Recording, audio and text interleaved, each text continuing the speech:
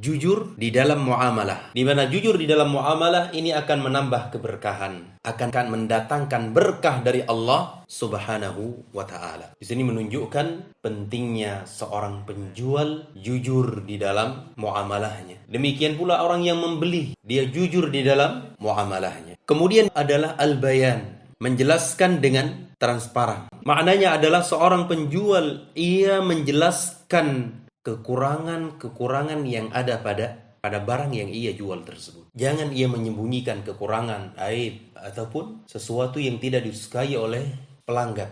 Dia terangkan sejujurnya. Dia terangkan dengan keterangan yang sebenar-benarnya. Maka di sini saya juga mengingatkan diri saya pribadi dan juga mengingatkan saudara-saudaraku yang saya muliakan, khusus para pedagang, untuk mereka menjelaskan sebaik-baiknya kepada pembeli tentang barang yang mereka jual. Jangan disembunyikan. Kalau kita menyembunyikan aib sebuah barang, bisa jadi kita mendapatkan apa yang kita harapkan dari dunia. Harta kita memang bertambah. Pembeli tersebut dia mengambil ataupun mau membeli barang dari kita. Namun ingat bahwa Allah Tabaraka wa Ta'ala tidaklah memberikan keberkahan dari harta tersebut.